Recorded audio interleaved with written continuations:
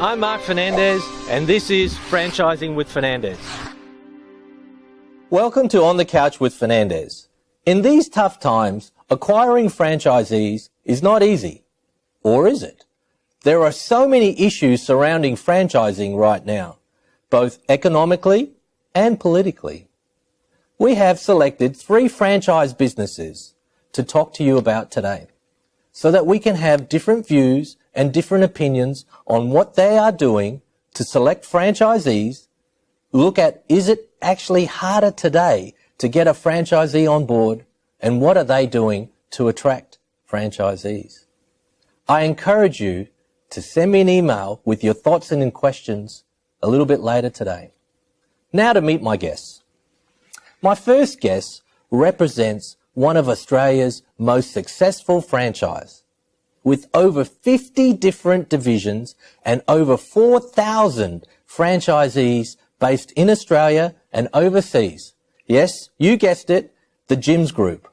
We are lucky enough to have here today the WA franchisor for gyms building inspections, termites and pest control. Please make welcome Manny Van Bruin. Manny, welcome. Thank you, Mark. Pleasure to be here. Thank you. My next guest is a lover of flame-grilled Portuguese chicken. Their first store opened in WA back in 2012, and they have almost 7 stores in WA and 150 nationally. Looking after both WA and South Australia, and someone who has more frequent flyer miles than Richard Branson, please make welcome the State Manager for Oporto, Michelle Draper. Thanks, Michelle. Mark. Hey, welcome. Thank you for very joining much. us. Great. My next guest represents a true WA iconic franchise brand. They commenced in 1997 and have over 35 franchise businesses in WA. They've had some tough times, yes, but they've reinvented themselves time and time again to stay ahead of the curve and are the industry leader in their group.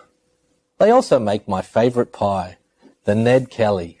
Yum. Please make welcome Jester's CEO, Robert West. Robert, welcome. Hey, Mark. Thanks. Great to join you. Wonderful. Thanks for your time. All right, let's get into it. Funding. Is it harder now, do you think, to get funding for franchisees, or are they more geared up? Do they have cash in their back pocket? I don't know. Yeah, what I guess we've generally seen that, when the economy drops and as we've seen with the bust of the mining boom, I guess, there are more people around that maybe have been made redundant or lost their jobs that were previously in the mines that are then looking to go into business for themselves, so the volume may be greater.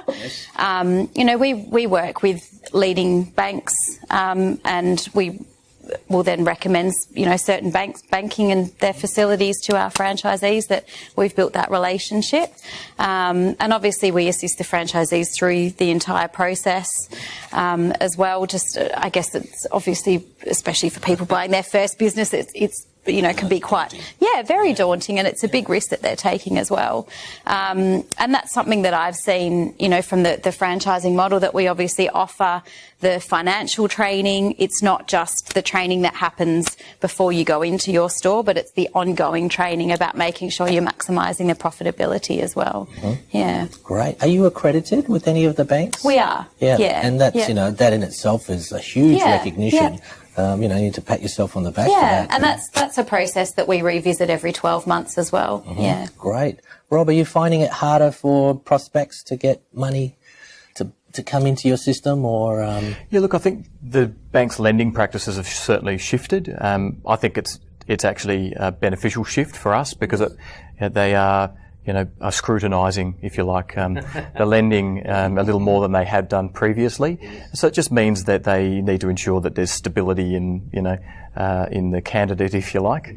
And so there's different ratios that they're using now, which are a little bit harsher, if you like, not lending as much as they had previously.